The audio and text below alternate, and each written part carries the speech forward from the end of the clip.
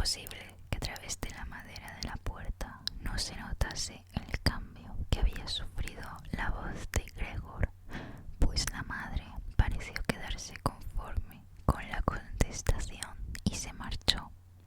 Pero este breve diálogo puso en conocimiento al resto de los componentes de la familia que Gregor, pese a que se le suponía ya fuera, se encontraba aún en casa. Luego llegó también el padre y, llamando ligeramente a la puerta, exclamó: «Gregor, Gregor, ¿pasa algo?». Después de un instante repitió su nombre con voz más alta: «Gregor, Gregor». Entretanto, detrás de la otra hoja de la puerta sonaba dulcemente, como un lamento, la voz de su hermana: «Gregor, ¿no te sientes bien? ¿Quieres alguna cosa?». «Estaré fuera enseguida», contestó Gregor a los dos, procurando pronunciar bien y hablando muy despacio para ocultar el sonido insólito de su voz. Volvió el padre a desayunar, pero la hermana se quedó susurrando: «Abre la puerta, Gregor, te lo ruego», cosa que no pensaba hacer Gregor de ninguna manera, sino que se alegraba de la precaución que había adoptado en sus viajes de encerrarse con llave en su cuarto durante la noche, lo que hacía también en su misma casa. Debía empezar por levantarse sin prisas y vestirse tranquilamente, sin que lo molestasen, y sobre todo desayunar. Después de terminar todo esto, consideraría lo demás, pues le era muy difícil pensar en la cama. Debía tomar sus resoluciones una vez levantado. Ya había notado algunas veces, mientras estaba en la cama, un ligero dolor, causado sin duda por alguna postura incómoda, y que luego, al levantarse, se esfumaba como si hubiese sido un producto de su imaginación. Sentía curiosidad por saber qué pasaría cuando se levantase ahora. Estaba seguro de que el cambio que había notado en su voz era simplemente el anuncio de un resfriado monumental que se aproximaba, enfermedad muy frecuente en las gentes de su profesión. Echar la colcha a un lado nunca había constituido un problema. Sería suficiente incorporarse un poco y ésta caería al suelo por sí sola. Pero el problema estribaba en la desmesurada anchura de su cuerpo. Para incorporarse era necesario hacerlo apoyándose en manos y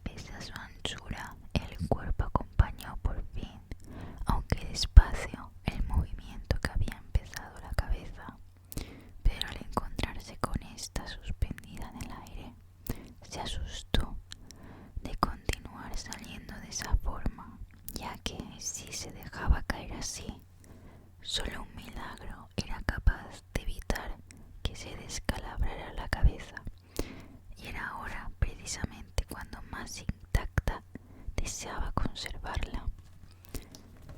Ante el riesgo, era preferible seguir en la cama, pero cuando después de repetir semejantes esfuerzos a los anteriores y suspirando profundamente, se encontró de nuevo en la posición primera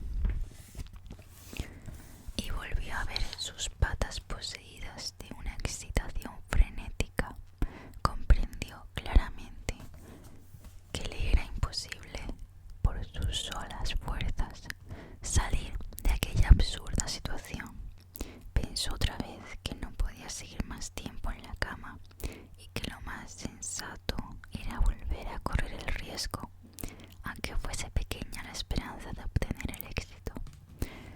Pero enseguida reflexionó que, en vez de tomar decisiones heroicas, debía pasarlo mejor. Miró con esperanza hacia la ventana, pero lamentablemente la intensa niebla que aquella mañana no dejaba ver las casas de frente no era lo más adecuado para sentirse optimista y esperanzado. Ya son las 7, se dijo al oír el despertador. Las 7 de la mañana y no se ha despejado la niebla. Se quedó unos instantes echado completamente inmóvil y respirando despacio, como si durante aquel silencio confiase retornar a su estado normal. Después de un rato pensó: tengo que levantarme antes de que sean las 7:15, pues es casi seguro que vendrá algún empleado de la tienda a averiguar qué pasa, y ya que entran antes de las 7. Y se preparó a bajar de la cama, imprimiendo un balance con todo su cuerpo. Si se dejaba caer así, manteniendo muy levantada la cabeza, era probable que ésta saliese bien librada del lance. La espalda parecía ser bastante fuerte. No le causaría mucho daño el golpe contra la alfombra. Lo único que le preocupaba era el estrépito que originaría, con las consecuencias que no eran difíciles de prever: alarma y susto en la casa, o por lo menos inquietud. Pero no había otra salida, debía correr ese riesgo. Se encontraba ya con medio cuerpo fuera de la cama. La nueva tarea era más un pensamiento que un trabajo, pues todo consistía en balancearse constantemente hacia atrás. Cuando se le ocurrió repentinamente que sería todo más fácil si acudía a alguien en su ayuda, bastaban 2 personas fuertes. Podrían ser su padre y la sirvienta. No tendrían más que levantarlo por debajo de su abombada espalda, extraerlo del lecho y luego, agachándose con su carga, dejarle que se estirase sin trabas en el suelo, donde era de esperar que las numerosas patas cumplirían su función. Pero debía preguntarse, aparte de estar la puerta cerrada, si era conveniente solicitar ayuda. Olvidándose un instante de su situación, no pudo evitar sonreírse. Estaba ya tan salido de la cama que bastaba solamente un balanceo más fuerte para precipitarse al suelo. No tenía más remedio que tomar una resolución, pues la hora pasaba e iban a ser las 7:15. En ese momento llamaron a la puerta del piso. Debe ser alguien de la tienda, pensó Gregor, a la espera de que se confirmase su apreciación, mientras las patas se movían cada vez más desacompasadamente. Durante un instante todo quedó en silencio. No abren, se le ocurrió, agarrándose a tan absurda esperanza. Pero, como debía suceder, se sintieron las recias pisadas de la sirvienta, que se dirigía a la puerta, y ésta fue abierta. Solo la primera palabra que dijo el visitante fue suficiente para que Gregor supiese de quién se trataba. Era el jefe de personal.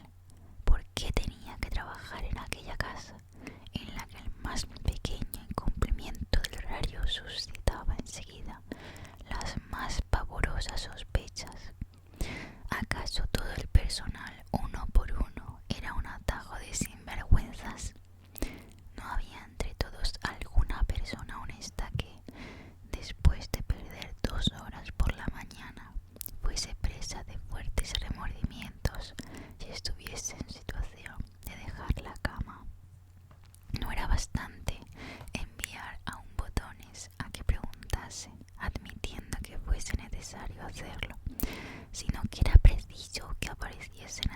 menos que el señor jefe de personal para hacer saber a la familia que la importancia de tan tremebundo asunto exigía su intervención.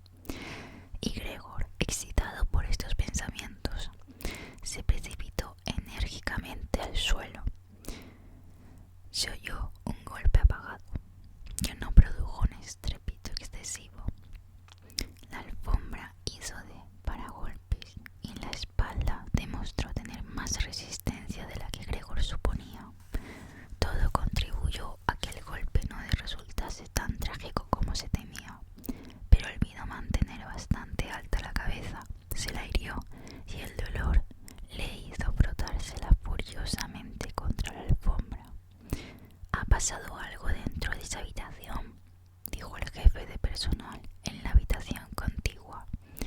Gregor intentó consolarse, imaginando que pudiese pasarle el jefe de personal lo mismo que a él, lo que podía estar dentro de lo posible, pero este, como chafando su suposición, empezó a andar por la habitación vecina, pisando fuertemente y haciendo chirriar el charol de sus botas. Como un susurro le llegó desde la habitación contigua de la derecha la voz de su hermana dándole la noticia.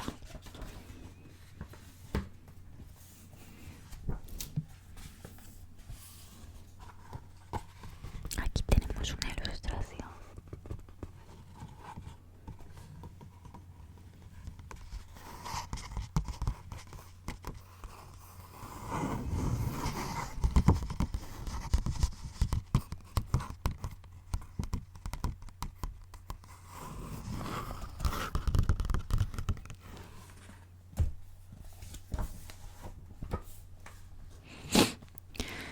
Gregor, ha llegado el jefe de personal. «Ya lo he oído», replicó Gregor para sí mismo, pero no se atrevió a elevar la voz ni tan siquiera para que pudiese oírlo su hermana. «Gregor», sonó por fin la voz del padre desde la habitación de la izquierda. «Está aquí el señor jefe de personal y nos pregunta por qué no saliste en el primer tren. No sabemos qué decirle. Quiere también hablar personalmente contigo. Abre la puerta. El señor jefe de personal nos disculpará por el desorden del cuarto». «Buenos días, señor Samsa», exclamó amablemente el jefe de personal. «No debe estar bien», dijo la madre dirigiéndose a este, en tanto que el padre persistía hablando junto a la puerta. «No debe sentirse bien, estoy segura, señor jefe de personal. Si no, ¿cómo podría Gregor perder el tren? Si no piensa en otra cosa que no sea su trabajo. Si incluso no me gusta que no salga ninguna noche. Por ejemplo, ahora lleva aquí casi una semana y, como le digo, no ha salido ni una noche de casa. Se sienta con todos nosotros alrededor de la mesa, lee su periódico en silencio y se prepara los próximos itinerarios. Su único entretenimiento es hacer pequeños trabajos de carpintería. En 2 o 3 veces ha hecho un marquito. Es muy bonito, ya lo verá usted. Está colgado en la pared de su dormitorio. Enseguida podrá verlo en cuanto abra la puerta. Además, me alegra que haya usted venido, pues a nosotros solos nunca nos hubiese abierto la puerta. Es muy terco. Estoy segura de que no está bien, aunque antes dijo que sí». «Enseguida voy», dijo muy lentamente Gregor, quieto y atento para no perder palabra de lo que se hablaba afuera. «La única explicación es que no se sienta bien, señora», repuso el jefe de personal.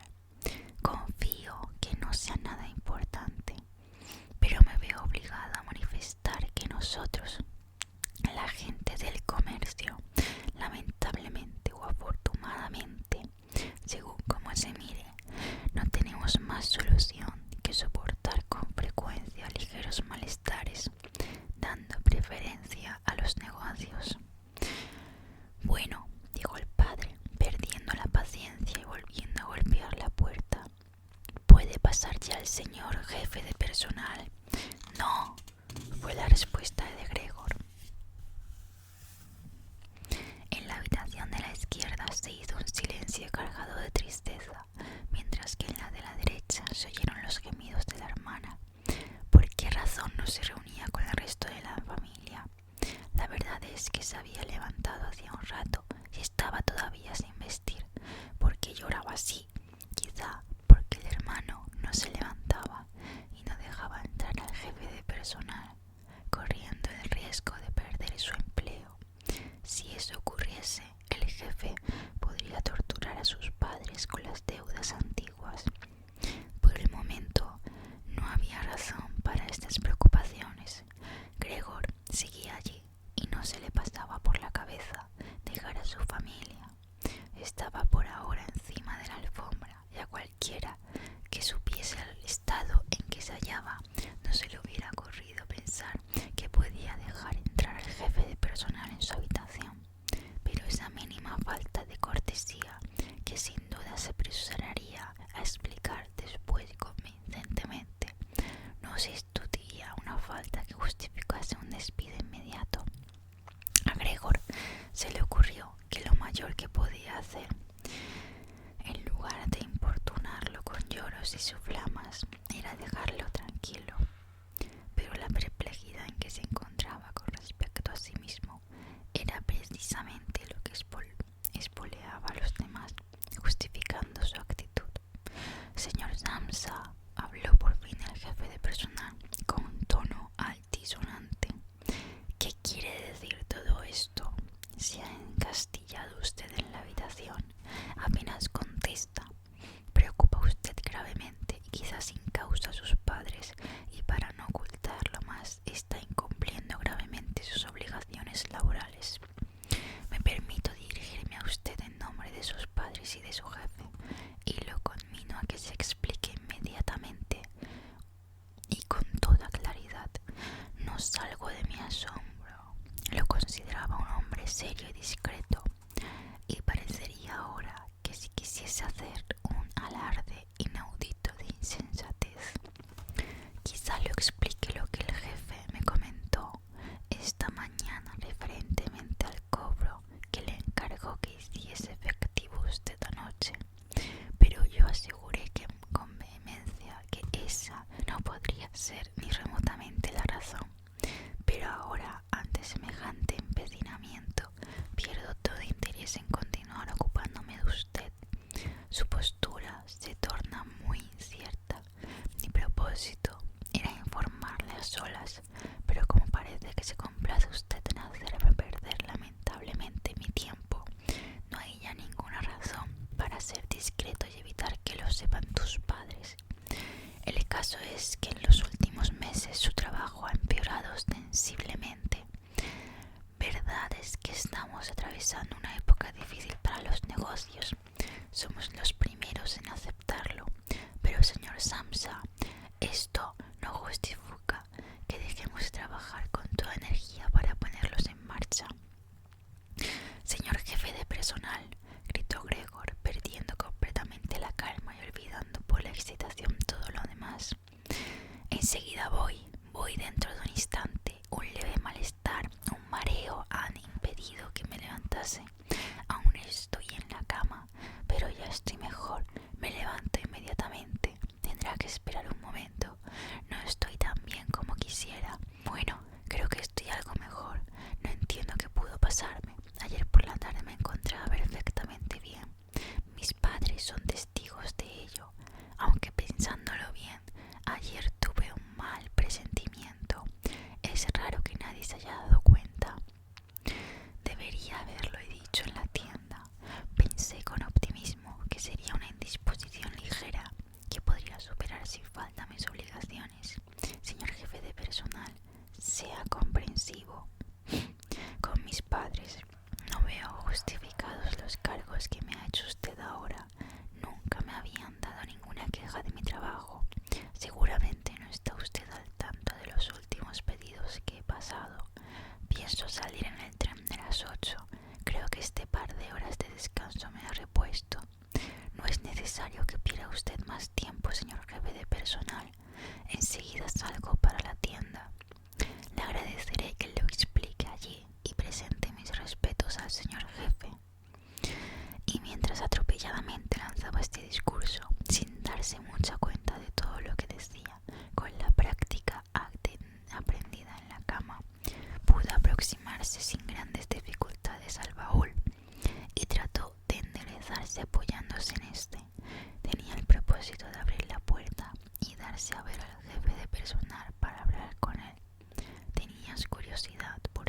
cuál sería la reacción cuando apareciesen de los que tanto interés ponían en verlo.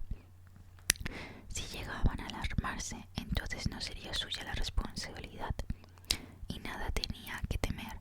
En el caso contrario, quedaba libre de todo problema y podía apresurarse mucho. Estar a las 8 en la estación. Hizo varios intentos de incorporarse, pero resbaló con las lisas paredes del baúl.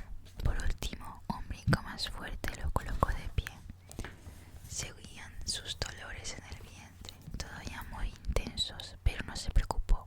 Se apoyó en el respaldo de una silla, asiéndose con sus patas a los bordes. Pudo recobrar el dominio de sí mismo y permaneció en silencio para oír al jefe de personal. Lo dejo aquí por hoy. Y el próximo día seguimos a ver qué le pasa a Gregor Samsa.